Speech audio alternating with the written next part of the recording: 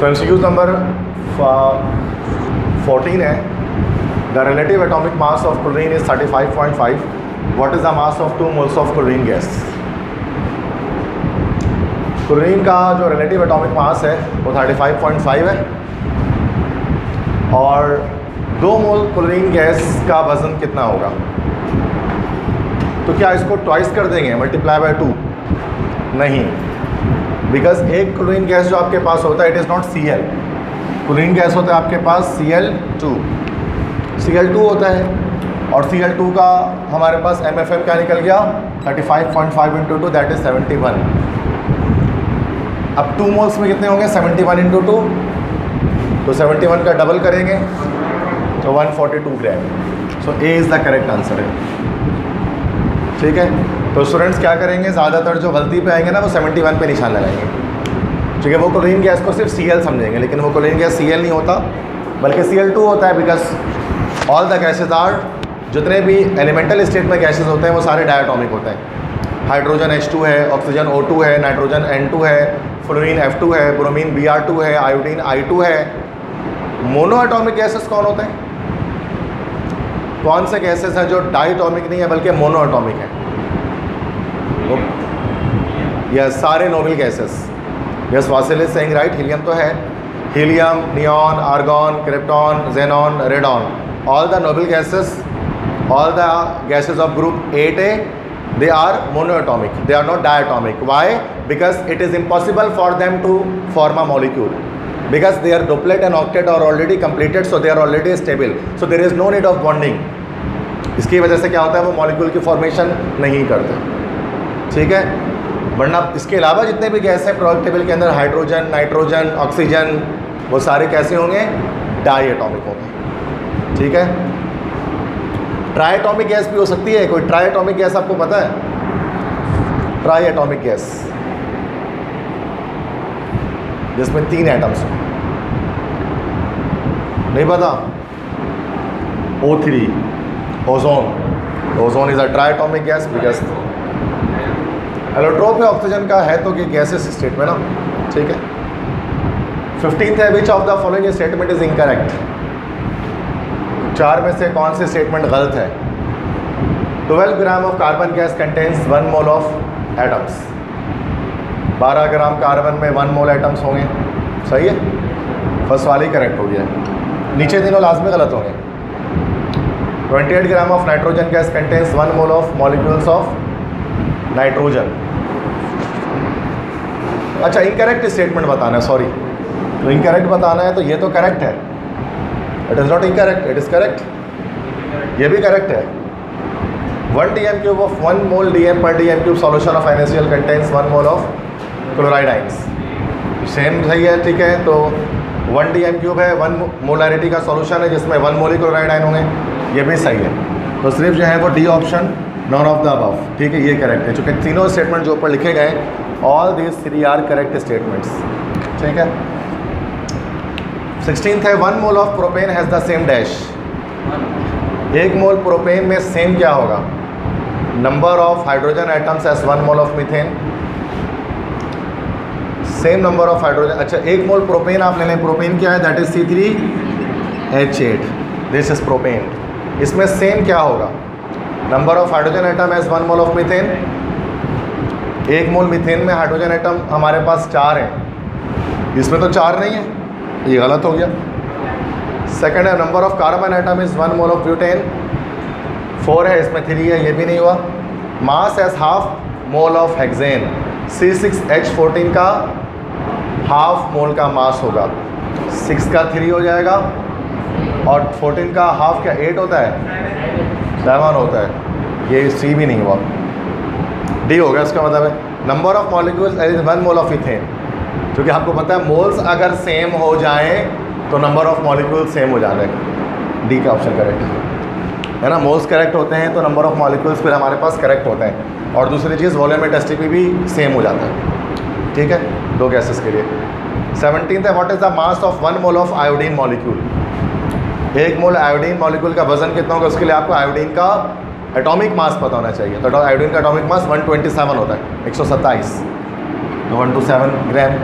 चूँकि वैसे मैंने आपको 20 तक कल याद करने के लिए कहा था, बट समटाइम जैसे कि आयोडीन एक ज़्यादा एक कॉमन एक कंपाउंड है, तो उसका आपने याद कर लिया कि 127, ठीक है। सारे की नहीं याद करने, कुछ जैसे ये 20 के बाद वाला है, लेकिन ये चूँकि कॉमन बहुत ज़्यादा है, दैट्स 127 आप उसका याद रखें। 20 तक तो आपको लाइन से सारे याद होने चाहिए।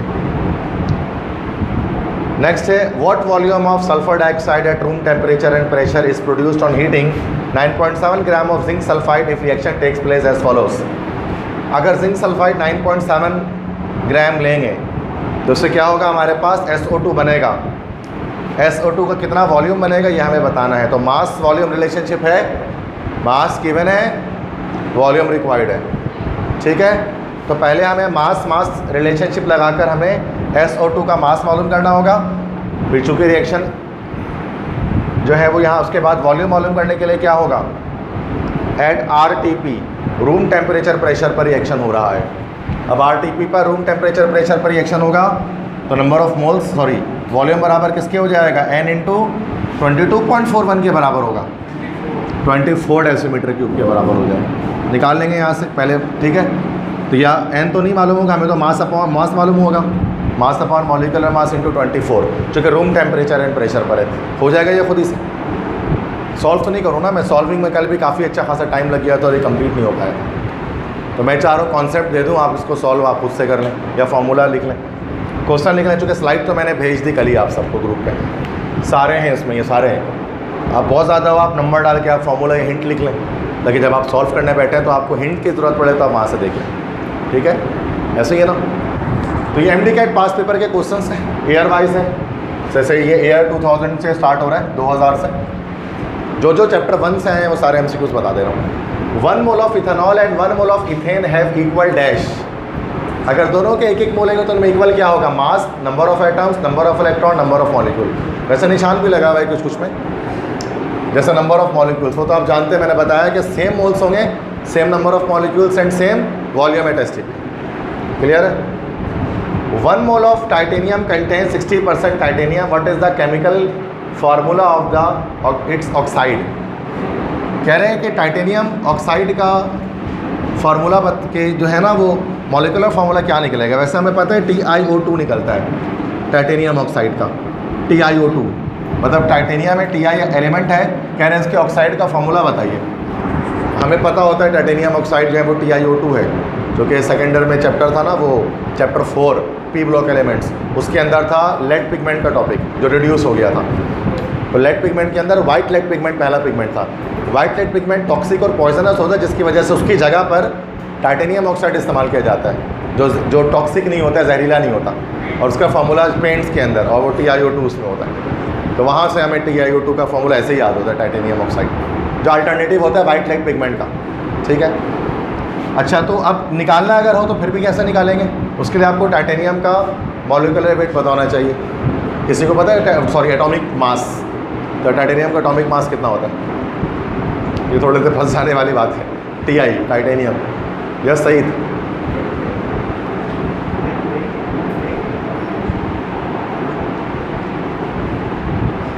देखकर बताओगे, एटॉमिक नंबर नहीं बता देना,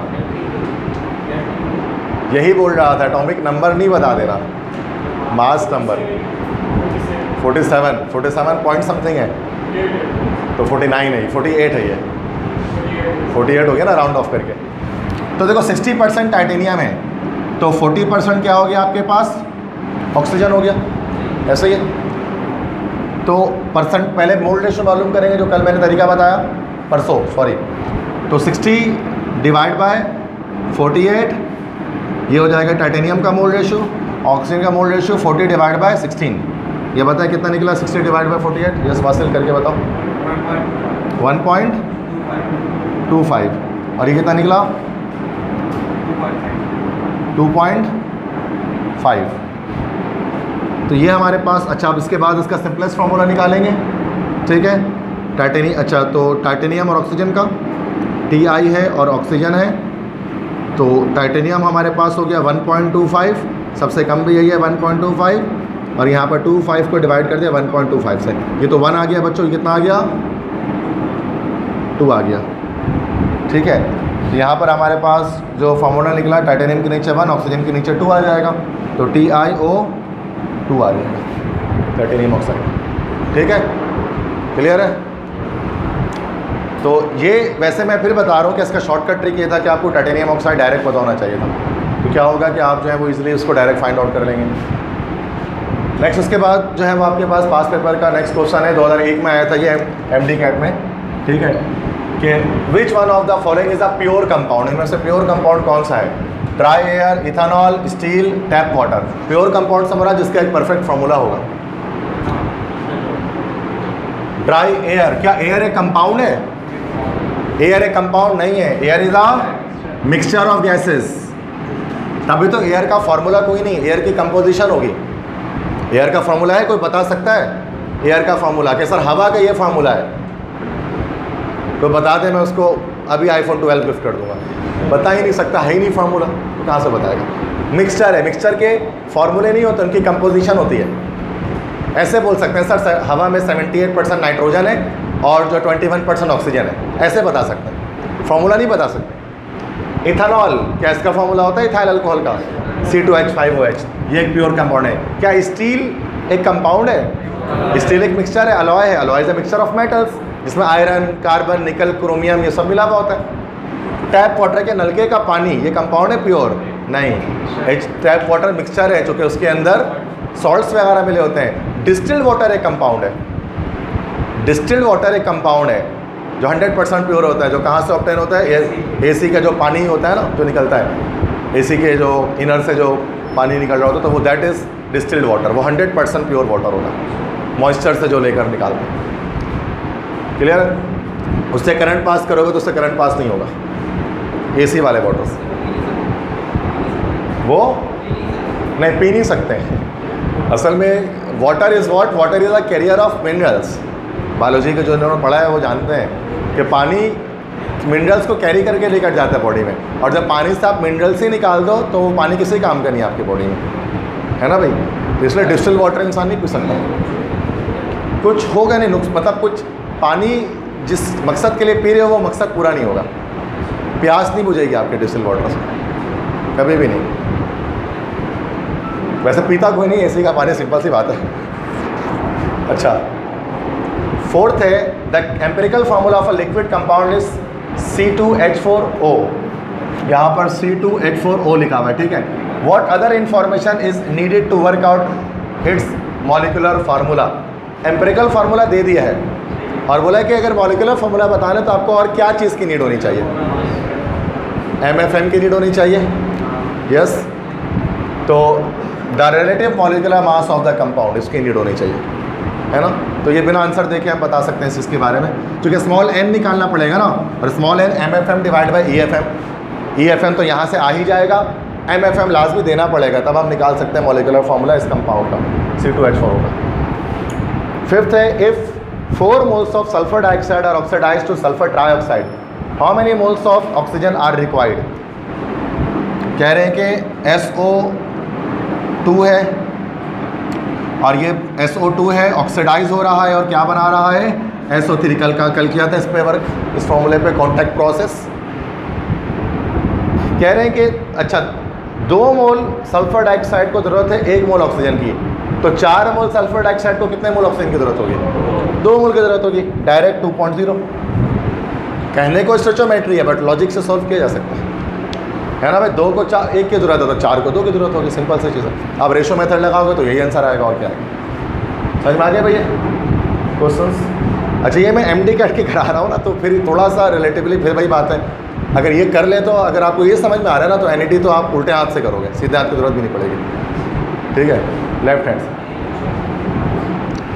क्योंकि MD कैट मुश्किल होता है कैट से, ये आप सब जानते हैं। अच्छा, मैं पढ़ देता हूँ उसको, शायद ब्लर है, काफ़ी ब्लर है। The relative molecular mass of carbon dioxide is 44, तो कार्बन डाइऑक्साइड का मॉलिक्यूलर मास 44 है। What is the mass of 24 DN³ of carbon dioxide eight STP? 24 DN³ का क्या मास होगा? मतलब आपको पता है कि वॉल्यूम बराबर होता है mass upon capital M into नहीं सॉरी, ये STP लिखा हुआ है। अगर STP सपोज करते हैं, RTP नहीं करते, ब्लर है दिख नहीं रहा, मैं STP मान ले रहा हूँ उसको, ठीक है। तो 41 डेसीमीटर क्यूब। ठीक है, हमें क्या करना है, मास निकालना है। ठीक है ना, व्हाट इज द मास, तो फॉर्मूला अरेंज कर लेंगे, mass equal to V/m divide by 22.41। Volume कितना कह रहे हैं भाई, 24 × 44 डिवाइड बाय 22.41, क्या आ जाएगा,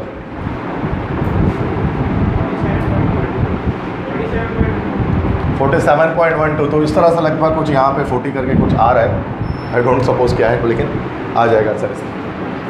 या क्या पता कि ये RTP लिखा हो ना, तो फिर ये शायद 24 हो, फिर सही आएगा। हाँ, RTP होगा तो आंसर करेक्ट आ जाएगा।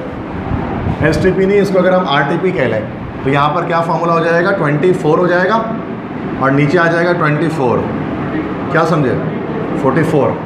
अब सही आंसर आ रहा है। तो वो डिपेंड करता है, हमारा कॉन्सेप्ट सही था, मैंने STP मान के लिया तो वो आंसर आ गया।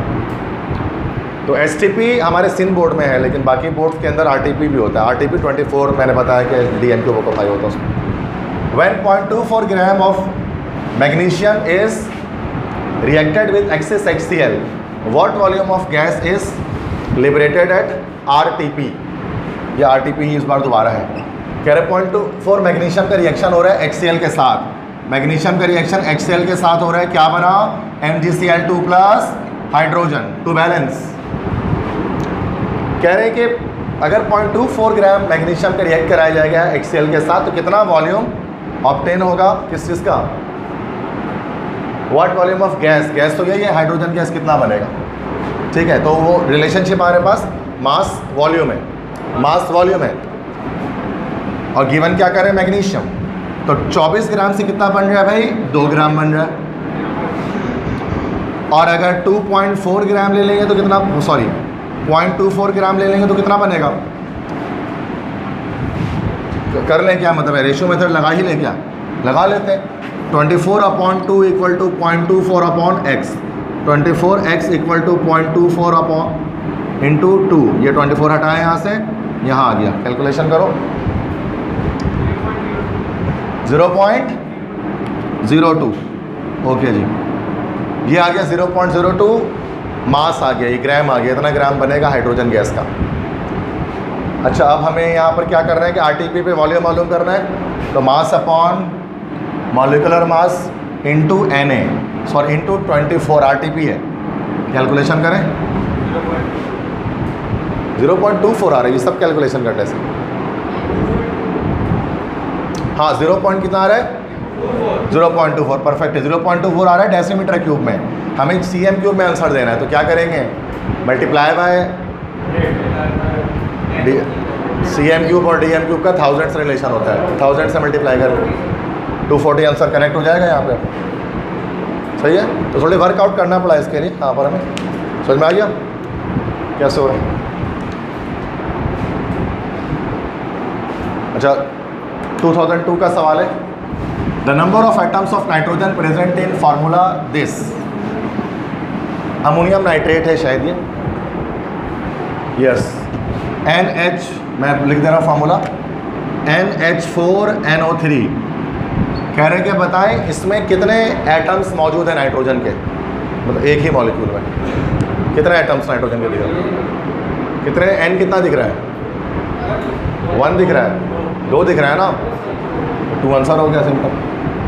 मतलब वो कह रहा है कि अमोनियम नाइट्रेट एक कंपाउंड, उसमें एटम एक मॉलिक्यूल के अंदर नाइट्रोजन के एटम कितने हैं। तो शुरू में देखो 2002 में डॉक्टर बनना कितना आसान था, इतने आसान सवाल भी पूछ लिया करते थे, ये MC वाले तो नहीं पूछते।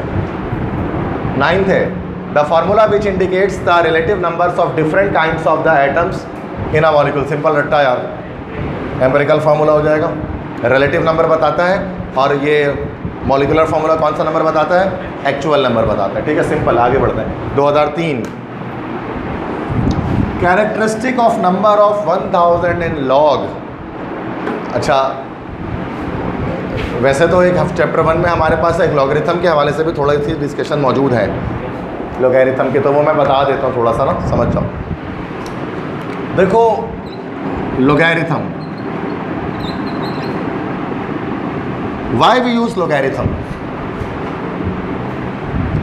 लॉगरिथम होता है ना मैथमेटिक्स के अंदर, लॉग जिसको कहते हैं, इस्तेमाल क्यों करते हैं, क्या फ़ायदा देता है logarithm. What is the benefit of using logarithm? हाँ,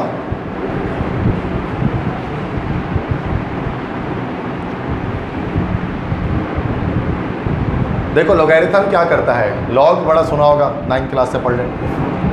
कोई नंबर है जैसे 1000 या 10,000 कर लेते हैं। ये नंबर मैंने लिखा है, नॉर्मल नंबर लिखा हुआ है, नॉर्मल नोटेशन में लिखा हुआ है। इस नंबर को अगर आप शॉर्ट फॉर्म में लिखना चाहें तो उसके लिए हमारे पास तरीका होता है एक्सपोनेंशियल नोटेशन या साइंटिफिक नोटेशन। तो उसको हम लिख सकते हैं 10 की power 4। This is called exponential notation और साइंटिफिक नोटेशन, जिसमें ये 10 आपका बेस है और ये 4 आपका एक्सपोनेंट है या पावर है। अगर हम इससे भी ज़्यादा शॉर्ट करना चाहें तो पॉसिबिलिटी है। इससे भी ज़्यादा शॉर्ट करने के लिए क्या करना पड़ेगा, इस नंबर का लॉग ले लो। जब इसका लॉग ले लेंगे तो आंसर आ जाएगा हमारे पास 4। तो लॉग क्या करता है भाई कि एक्सपोनेंशियल नोटेशन को और सिंप्लीफाई कर देता है। एक्सपोनेंशियल नोटेशन नॉर्मल नोटेशन को सिंपल करता है, लॉग उस एक्सपोनेंशियल को भी और सिंप्लीफाई कर देता है। तो सिंपलेस्ट फॉर्म में ले आते हैं नंबर को बेस 10 की सूरत में। तो अब लॉगरिथम के अंदर बच्चों एक चीज़ होती है, जब भी लॉगरिथम लिखा जाता है तो याद करो पावर, जो पावर लगा हुआ जैसे 10 की पावर में कुछ भी है ना वो यहाँ सामने जैसे आ जाएगा, ठीक है। कभी कभार तो नहीं 4 आ जाए, कभी आ जाता है 4.329, ऐसा भी आता है लॉग में। इसमें हम 2 पार्ट इसके अंदर है, हम कहते हैं एक 4 का पार्ट है और 0.329 वाला पार्ट है। ये जो 4 वाला पार्ट है इसको क्या बोलते हैं हम, जो आपका इंटीजर पार्ट है दैट इज़ कॉल्ड कैरेक्टरिस्टिक, इसको कैरेक्टरिस्टिक कहा जाता है। और जो फ्रैक्शनल पार्ट होता है उसको क्या कहा जाता है, क्या कहा जाता है, मैंटिसा। तो जब आप किसी भी नंबर का लॉग लेते हो और जो आंसर आता है वो 2 पार्ट पर मुश्तमिल होता है। जो इंटीजर पार्ट होता है, होल नंबर पार्ट होता है, उसको बोलता है कैरेक्टरिस्टिक, और जो फ्रैक्शनल पार्ट होता है पॉइंट में होता है उसको बोलता है मैंटिसा। कैरेक्टरिस्टिक तो आपको नंबर देख के पता लग जाता है, मैंटिसा देखने के लिए आपको चाहिए होता है पूरा का पूरा एक लॉग टेबल, तो वहाँ से मैंटिसा पता लगता है। तो कैरेक्टरिस्टिक क्या, जैसे पावर होती है ना वो कैरेक्टरिस्टिक होता है। अब आ जाओ सवाल पे, 2003 में जो आया characteristic in number 1000 is dash. इस नंबर के कैरेक्टरिस्टिक कितना निकलेगा, 3 निकल जाएगा, चूँकि 10 का क्यूब है और 3 कैरेक्टरिस्टिक। समझ में आ गया कैसे भाई? इतनी बात याद रखें लॉग के बारे में, फिलहाल चैप्टर चुके हैं। हाँ बस इतना ही, चूँकि लॉग का मेन टॉपिक तो मैथ्स का है ना, केमिस्ट्री का तो नहीं है। मैथ्स में पढ़ोगे आप उसको डिटेल में, ठीक है। क्योंकि हमारे बुक में भी फर्स्ट टाइम में इतना ही तस्करा है लॉग का, उसके अलावा नहीं है कोई ज़्यादा क्वेश्चंस वगैरह कुछ भी नहीं है। और फर्स्ट टाइम में तो पढ़ते भी नहीं है बहुत सारे बच्चे चैप्टर 1 में लॉग को। हाँ वो लॉग तो वैसे भी छोड़ रहे होते हैं, मैट्रिक में भी छोड़ रहे होते हैं, स्किप कर रहे होते हैं। बट थोड़ा सा ऐसा ही कि एनईडी में आ सकता है, पीएमसी के सिलेबस से तो रिड्यूस हुआ है लॉगरिथम का, ऐसा नाम की नामो निशानी नहीं है, लेकिन एनईडी में आ सकता है, इसलिए करा रहा हूँ, ठीक है। नेक्स्ट यहाँ पर शायद लिखा हुआ है 1 gram of hydrogen contain how many number of molecules. कितना ग्राम है, शायद ये 1 ग्राम ही लग रहा है। 1 ग्राम हाइड्रोजन में कितने मॉलिक्यूल्स होंगे? 1 ग्राम हाइड्रोजन मतलब 1 ग्राम ऑफ H2, कितना मोल हुआ ये, 2 मोल हुआ ये, हाफ मोल, हाफ 1 मोल भी नहीं हुआ। 1 मोल हाइड्रोजन में 2 ग्राम हाइड्रोजन होंगे ना। 1 मोल में 1 मोल किसी भी सब्सटेंस का उठाओगे तो जो उसका मॉलिक्यूलर मास होगा उतनी वैल्यू होगी।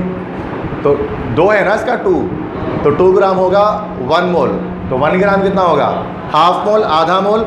और 1 मोल के अंदर नंबर ऑफ पार्टिकल होते हैं 6.02 × 10 की पावर 23, तो हाफ मोल में कितने होंगे नंबर ऑफ मॉलिक्यूल्स, 3.01, 3.0 × 10 की पावर 23 मॉलिक्यूल, ठीक है।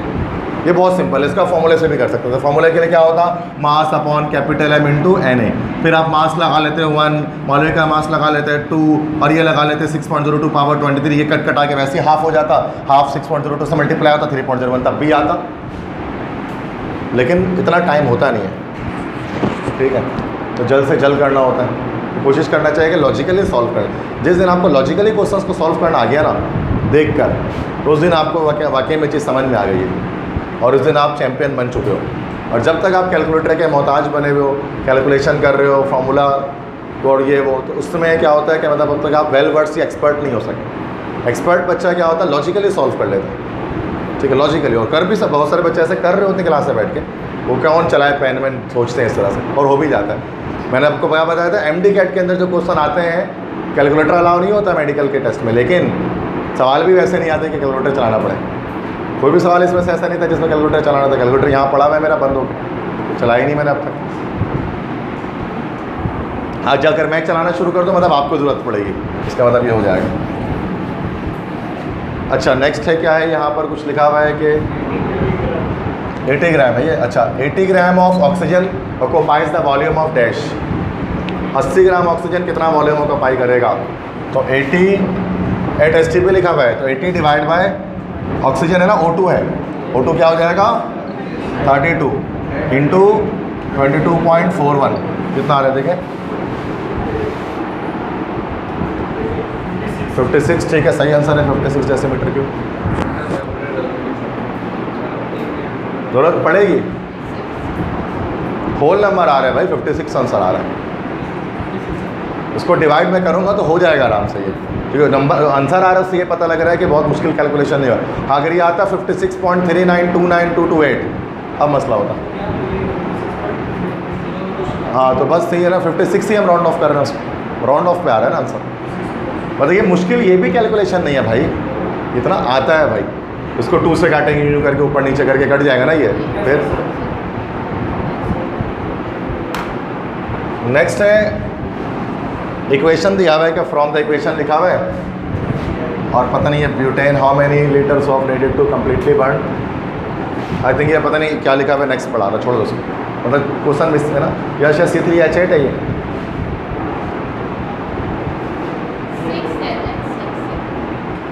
नहीं यहाँ पर H8, चलो छोड़, H6 लिखा हुआ है, चलो छोड़ देते हैं सवाल।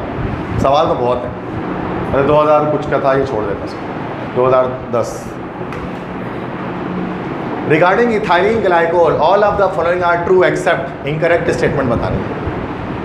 Ethylene glycol second year, ethene का ऑक्सीडेशन प्रोडक्ट याद है, 1,2 ethanediol used as antifreeze. Antifreeze compound है ना ये, इंक में डालते हैं, उसके अलावा पेट्रोल वगैरह में यूज़ कर रहे होते हैं उसको, तो उसको फ्रीजिंग से बचाने के लिए, ताकि फ्रोज़न टेम्परेचर्स के अंदर पेन में मौजूद इंक या ना जमे, या फिर जो है वो फ्यूल ना जमे। आमिर खान होता बोलता पेंसिल इस्तेमाल कर लें सही है। तो नेक्स्ट 16th है रिगार्डिंग इथाइलिन ग्लाइकोल कौन सी चीज़ इनकरेक्ट है इसमें? It contains carbon hydrogen and oxygen. Correct incorrect statement? Correct है भाई, दिख रहा है तीनों।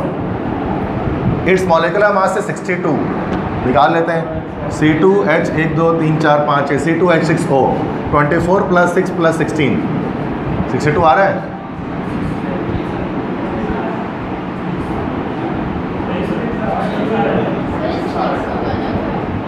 C2 हाइड्रोजन 6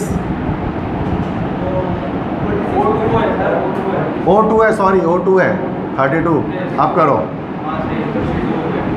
हो गया 62 हो गया, दोबारा 62 हो रहा है, 62 हो रहा है। ओके, ये भी करेक्ट, ये भी करेक्ट स्टेटमेंट। इनकरेक्ट ढूंढना है। It is use as antifreeze करते हैं, उसको अभी बताया यूजेज इसका यही है। Empirical formula for ethylene glycol CH3O, सही है। 2 1 2 2 3 6 2 1 2 CH3O निकल रहा है। अब आखिरी बच गया, वही गलत स्टेटमेंट होगा 100%, पढ़ो ना पढ़ो वही गलत है। Molecular formula for ethylene glycol CH4O, इसका जो मॉलिक्यूलर फार्मूला है वो CH4O है, नहीं भाई C2H6O2 है, गलत। ठीक है, तो ये एक्सेप्ट मतलब जो इनकरेक्ट स्टेटमेंट था वो बता रहा था। नेक्स्ट है heating 25 gram of lime stone. Calcium carbonate है 25 ग्राम, हीट कर दिया, क्या करें? The weight of carbon dioxide produced, कितना वेट कार्बन डाइऑक्साइड का बनेगा? भाई CO2 CaCO3 है, कैल्शियम कार्बोनेट है, हीट करते हैं CaO और plus CO2 carbon dioxide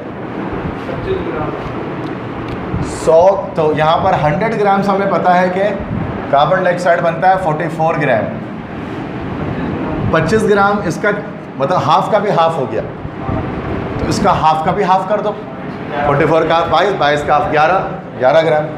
no need of ratio method, logic. ठीक है, फिर से कर लेते हैं।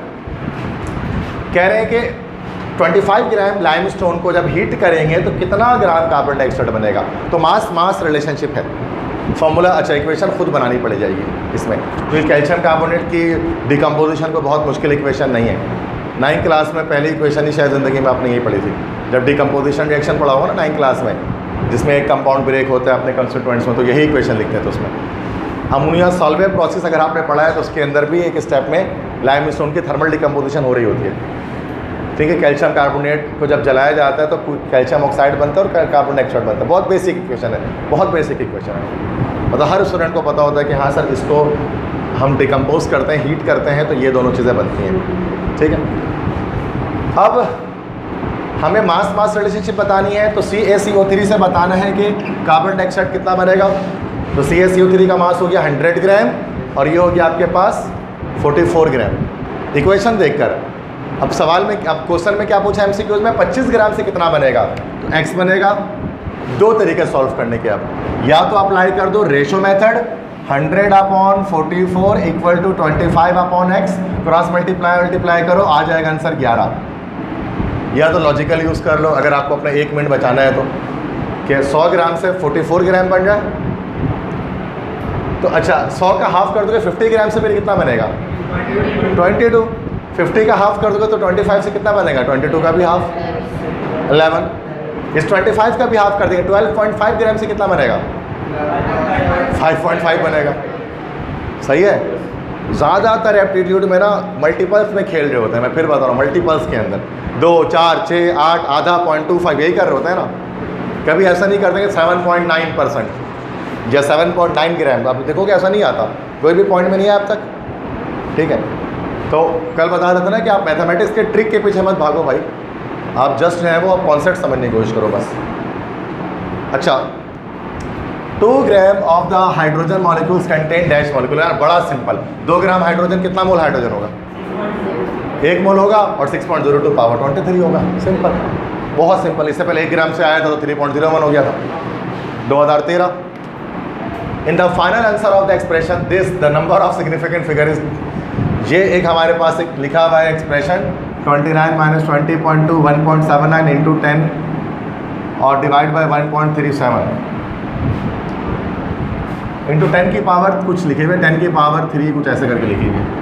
ठीक है, कह रहे हैं कि जो फाइनल आंसर आपके पास आएगा उसमें सिग्निफिकेंट फिगर की तादाद कितनी होगी। मैंने आपको बताया था फर्स्ट क्लास में simplification according to the rules of significant figure, कि जब भी कोई एक्सप्रेशन आपके पास लिखी और आपको सिग्निफिकेंट फिगर के रूल से सिंप्लीफाई करना है तो पूरी सिंप्लीफिकेशन करने के बाद लीस्ट सिग्निफिकेंट डिजिट तक राउंड ऑफ कर देते हैं और लीस्ट सिग्निफिकेंट गिन लेते हैं। कितने सिग्निफिकेंट डिजिट 2, कितने सिग्निफिकेंट डिजिट 3, कितने सिग्निफिकेंट डिजिट 3, इस पूरे में कितने सिग्निफिकेंट डिजिट। रूल नंबर 5 है ना कि एक्सपोनेंशियल नोटेशन में सिर्फ कोफिशिएंट देखेंगे। 3 सबसे छोटा कौन सा है 2, तो कितने डिजिट तक 2 डिजिट तक राउंड ऑफ हो जाएगा। बस ये उसको सॉल्व नहीं करना, आपको बताना है किस डिजिट तक राउंड ऑफ होगा। बहुत बेसिक, करने बैठेगा तो बिना वजह वो टाइम सुधाया क्या। सवाल कह रहा है ना कि नंबर ऑफ सिग्निफिकेंट फिगर बताना है बस। If we take 2.2 gram of CO2, इतने एटम्स ऑफ नाइट्रोजन एंड इतने gram atoms of sulphur, then the molar ratio of carbon is to nitrogen is to sulphur atoms will be. Molar ratio से मुराद carbon, nitrogen, sulphur तीनों के moles बताने हैं, बस इतना काम करना है और नीचे आंसर में लगा देना है। 2.2 ग्राम कार्बन डाइऑक्साइड में मोल्स कितने होंगे, कैसे निकालेंगे, मास अपॉन मॉलिक्यूलर मास। तो 2.2 अपॉन 44 कितना आ गया, ये पॉइंट हटाया क्या 0 लगाया, 22 1 22 2 0.2 चेक कर लें 0.05। अच्छा रिवर्स जा रहे हैं, ठीक है सॉरी 0.05 मोल।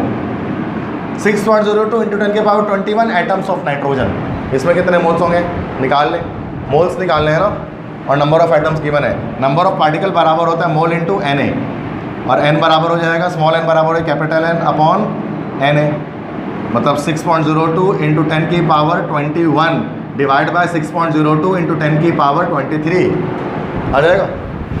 बताए कितना आ रहा है मोल।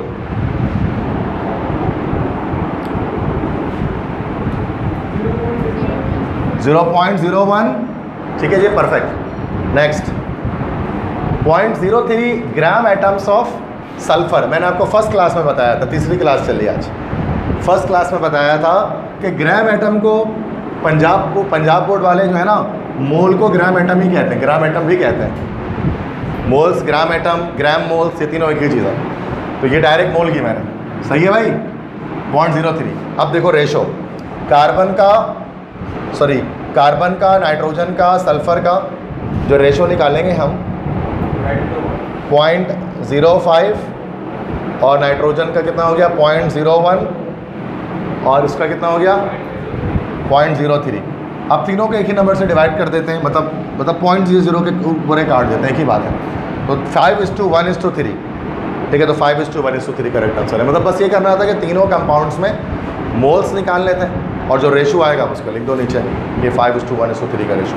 लेकिन अलग अलग अंदाज से, एक जगह ग्राम दिया हुआ था उससे मोल निकाला, एक जगह नंबर ऑफ एटम दिया हुआ था उससे मोल निकाला, और यहाँ डायरेक्टली मोल दिया था, फंसाया आपको कैसे, ग्राम एटम लिखकर। अब जिसने सिर्फ सिंध बोर्ड की बुक पढ़ी होगी तो जाहिर सी बात है कि वो ग्राम एटम उसको नहीं पता क्या है। पंजाब बोर्ड में लिखा हुआ है कि ग्राम एटम मोल को ही कहते हैं। एनईडी में आते हैं, एनईडी में मोल ही लिखते हैं, एनईडी में मोल ही लिखते हैं, मतलब ग्राम एटम नहीं लिखते हैं देखा जाए तो। सही है, बट ठीक है, बात समझ में आई, क्लियर, ओके। मैंने आपको बता रही, मैं आपको एक लेवल अबव करा रहा हूँ एमसीक्यू से। वो मैं इससे पहले कैंपस में ही बताया करता था ना कि एनईडी का पेपर सॉल्व कराने में बोरियत बड़ी लगती है मुझे, सच्ची बात है। बहुत इजी होता है यार, मतलब मज़ा नहीं आता इसको कराने में, इसमें मज़ा आता है। वाकई मुझे बड़ी, तुमको भी, चूँकि अगर मैं फिर बता रहा हूँ, लेकिन जैसा मैंने कॉन्सेप्ट दिया है वो जहन में रखोगे तो ये भी कुछ नहीं है, वरना कुछ लोगों की इसी में हालत ख़राब हो जाती है। अरे एमडी कैट का पास पेपर सर क्या कर रहे हैं, हमें ज़िंदगी बची आगे, क्या करवा रहे हैं। तो कर लिए तो मतलब मास्टर हो गए। एनईडी में 100 आउट ऑफ 100 लाना है तो इस तरह के क्वेश्चंस कर लो, कॉन्सेप्ट 100%। और सिर्फ अगर एनईडी के पास पेपर करोगे तो 100 में से 50-60 पे रुकोगे। अगर 100 में से अगर आपको 90+ लाना है तो आप उससे थोड़ा अबव लेवल पर जाकर करो ना, कि अगर एनईडी में 5-10 सवाल 15 सवाल आउट भी आ जाए तो आप करने के काबिल हो।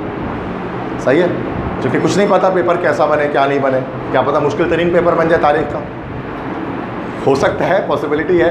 क्योंकि सारी चीज़ें टेस्ट पर अटकी हुई, आपको पता है, ये एनईडी वाले भी जानते हैं कि पेपर बच्चों ने इतना आसान दिया है, सबके इतने इतने नंबर हैं, सबके 90 है, तो क्या सबको सॉफ्टवेयर इंजीनियरिंग दे दें, क्या सबको मैकेनिकल इलेक्ट्रिकल दे दें, क्या नहीं।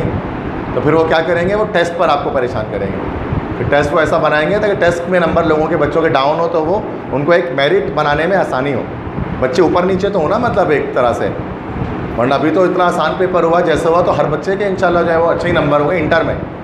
तो ई-कैट के थ्रू वो क्या करेंगे, उसको डाउन करने की कोशिश करेंगे मेरिट को, ताकि बच्चे अच्छे और मतलब हर तरह के बच्चे, एवरेज बच्चे, बेस्ट स्टूडेंट्स, ये सब एक लाइन में आ जाए।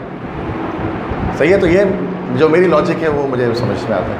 क्योंकि सीट तो गिनती ही है ना एनईडी में, 1500 सीटें वही मिलनी है। अब हर बच्चे के 90 आएगा तो थोड़ी ना कि 15,000 सीटें ले आएंगे उठा के, सीटें तो 1500 ही हैं जिनमें से आपको ई-कैट करना है। तो वो भले सब बच्चों को 90% बन जाए, कोई फ़र्क नहीं पड़ता इंटर बोर्ड में। वो टेस्ट के अंदर आगे पीछे कर देते हैं बच्चों को, टेस्ट ऐसा बना देते हैं। तो जब एनईडी, जिस साल इंटर के पेपर्स आसान आते हैं उस साल एनईडी का टेस्ट मुश्किल होता है, और जिस साल इंटर के पेपर मुश्किल होते हैं उस साल एनईडी का टेस्ट आसान होता है। ये लॉजिक है। तो इस बार इंटर के पेपर आसान थे तो एनईडी का टेस्ट मुश्किल होगा। इन्वर्सली प्रोपोर्शनल है वाली बात है, क्योंकि वो सोच रहे होते हैं ना कि कहीं ना कहीं तो बच्चे को गिराना है, या तो यहाँ या तो वहाँ। क्योंकि जब तक गिराएंगे नहीं तब तक कैटेगरी बनेगी नहीं, तब तक कैसे बच्चों को इलेक्ट्रिकल, मैकेनिकल, सॉफ्टवेयर और आगे पीछे करेंगे। हर बच्चा बोलेगा मुझे सॉफ्टवेयर दो, अगर सबके फुल आ जाएंगे तो ये भी तो मसला है। अच्छा, 2014 the chemical analysis of a compound having molecular mass 188 gives percentage composition दी हुई है, मॉलिक्यूलर फार्मूला बताना। अच्छा, इसको मैं फिलहाल इसको मैं सॉल्व नहीं कर रहा। आपको ये बात पता है कि परसेंटेज दी हुई है। क्या करना है आपको इस परसेंटेज से, पहले मोल रेशो मालूम करना है। मोल रेशो निकालने के बाद सिंपलेस्ट मोल रेशो निकालना है, और चूंकि मॉलिक्यूलर मास भी दिया गया है तो क्या निकल सकता है आगे, एन की वैल्यू निकल सकती है, स्मॉल एन। कैसे, MFM डिवाइड बाय EFM। और जब स्मॉल एन आ जाएगा तो उसको क्या करेंगे, एम्पिरिकल फार्मूला से मल्टीप्लाई कर देंगे तो आपके सामने मॉलिक्यूलर फार्मूला आ जाएगा, जो भी है C2H4Br। तो मैं सॉल्व नहीं कर रहा, मैं आगे बढ़ूँगा। ठीक है, सॉल्यूशन यहाँ पर मैंने साइड पे की हुई है थोड़ी बहुत, वो आपको जब मैं PDF दूंगा तो वहाँ अगर हिंट चाहिए हो तो देख लेना, वरना कोशिश करना खुद करने की। ठीक है जी, आगे बढ़े, हो जाएगा ना ये। और टाइम लगता है इसमें ना, जो स्टेप स्मॉल एन फिर जाकर आएगा मॉलिक्यूलर फॉर्म। और मैंने बताया, देखो कि मैंने कल बता रहा था ना कि फर्स्ट स्टेप बस वो हटाते हैं, बाकी आगे से दे सकते हैं। परसेंटेज गिवन कर दी और आगे बढ़ गए।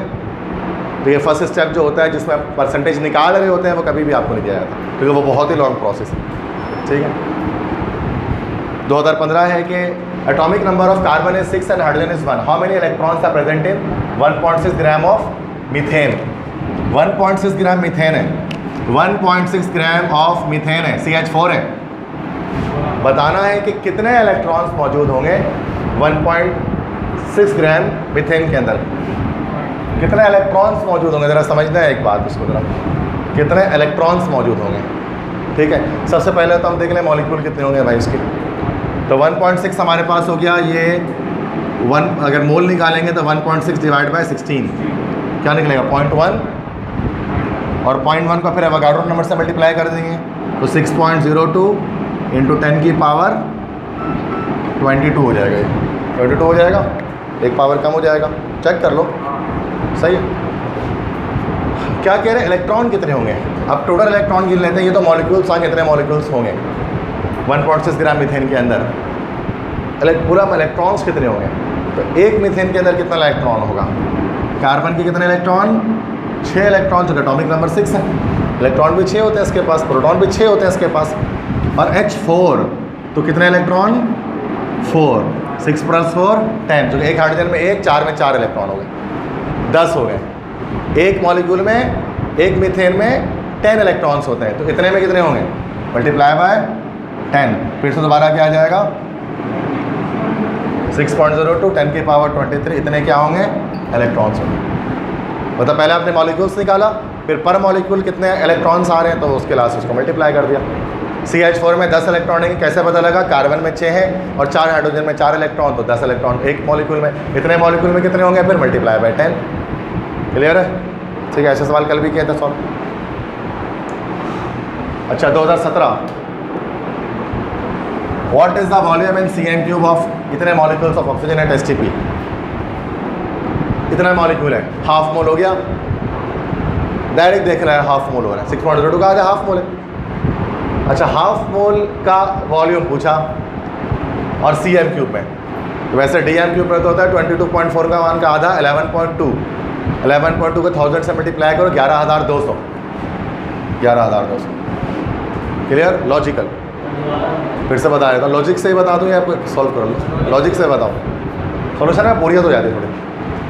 भाई फिर से सुनो, कह रहे वॉल्यूम बताना है Cm³ में, ये this is the required one, volume in Cm³। वैसे Dm³ में बोलते तो डायरेक्ट आ जाता है, चलो कोई गल नहीं है, 1000 से मल्टीप्लाई मार देंगे। Cm³ का मतलब तो एक स्टेप बढ़ जाता है ना, तो कि Dm³ को Cm³ में चेंज करना पड़ जाता है। इतने मॉलिक्यूल से ऑक्सीजन गैस के और STP पर है, ठीक है। अब देखो 3.01 10 की पावर 23, इतने मॉलिक्यूल हाफ मोल में होते हैं, क्योंकि एक मोल में 6.02 होता है, पावर 23, हाफ मोल हो गया ये, आधा मोल हो गया ये। अब ये हाफ मोल हुआ अगर, तो हाफ मोल कितना ऑक्यूपाई करेगा, 1 मोल गैस STP पर कितना ऑक्यूपाई करती है 22.41, और हाफ मोल कितना करेगी 11.2 डेसीमीटर क्यूब, Dm³ लीटर, यहाँ बताना किसमें है सेंटीमीटर क्यूब में है। तो 11.2 को मल्टीप्लाई कर दो 1000 से, तो 11,200 आ जाएगा आपके पास, ये आंसर 11,200। क्लियर, ठीक है। अच्छा तो क्या आप इस लेवल पे आ गए हैं ना, इतना पढ़ रहे हो माशाल्लाह, पढ़ते रह रहे हो, नर्सरी से लेकर मैट्रिक किया, इंटर किया, एप्टीट्यूड आ रहे हो, तो लॉजिक इतने फास्ट हो जानी चाहिए। 9 के बच्चों को बताएंगे ना तो वो मेरा मुंह देखेंगे कि सर क्या कर रहे हैं सर ये 9-10 में, तो वहाँ मुझे भी पता है, मैं बताता भी नहीं कभी ऐसे। 9 में तो वो पूरा प्यारे से गिवन डाटा, रिक्वायर्ड सॉल्यूशन, बेटा ये देखो इसको डब्बा बना दो फॉर्मूले पे ब्लैक कलर से मार्कर से खूबसूरत सा, फिर लिखो इक्वल टू डाल के करो ऐसे ऐसे काम। जो 9 में हम आज भी ऐसे पढ़ाते हैं, आपको ऐसे नहीं पढ़ाएंगे, लेकिन क्योंकि आप उस लेवल से बहुत ऊपर जा चुके हो। अगर आपका लेवल सर मेरा लेवल तो अब तक वहीं पर है, तो एप्टीट्यूड के लेवल के नहीं आप, ठीक है। आपको इस तरह लॉजिकल भी सॉल्व करना आना चाहिए, डायरेक्टली कोई सॉल्यूशन की जरूरत नहीं है, क्योंकि वहाँ पर आप NED पे बैठोगे सामने, तो सामने स्क्रीन लगी होगी, MD-CAT में भी ऐसे ही है, सामने स्क्रीन लगी हुई है, कीबोर्ड पे हाथ चलाओगे कि वो सामने वो जो रखा हुआ है पेन पेंसिल पे हाथ चलाओगे, अब है ना MCQs होंगे ना, वो तो ऑनलाइन होगा, कंप्यूटर बेस्ड होगा, एनईडी का भी ऐसे ही होगा। तो कंप्यूटर होगा सामने तो आप क्या करोगे, कोशिश यही करोगे ना कि हम डायरेक्ट सामने सवाल पढ़ के डायरेक्ट आंसर कीबोर्ड के थ्रू हम कर दें, उसके अंदर आंसर ABCD निशान लगा दें, बनस्बत इसके कि हम कीबोर्ड अलग संभालें, पेन पेंसिल अलग संभालें, है ना भाई। ये मसले वाली चीज़ें, टाइम वेस्ट हो गया इससे, लॉजिकल सॉल्व हो जाए ज़्यादा बेहतर। 2018 how many significant figures are there in this one, 4 point, ये ऐसा सवाल है तो क्या ही बात बन जाए। क्या लिखा, 0.04793 कितना है टोटल, क्वेश्चन मार्क डाला आखिर में। अच्छा हाँ सॉरी, कितने हैं, 4 हैं, क्योंकि starting zeros are non significant. Starting शुरू के जीरो नॉन सिग्निफिकेंट होते हैं। पहली क्लास में मैंने सिग्निफिकेंट फिगर पढ़ाया था, स्टार्ट में जितने भी जीरो लगते हैं ना वो नॉन सिग्निफिकेंट होते हैं, नॉन इंपॉर्टेंट होते हैं। तो यहाँ पर पूछा इंपॉर्टेंट डिजिट्स कितने हैं, तो 0 0 काट दिया ऊपर का, तो 4 डिजिट्स बच गया, तो 4 है सिर्फ। रूल्स होते हैं इसके, 5 रूल होते हैं सिग्निफिकेंट फिगर।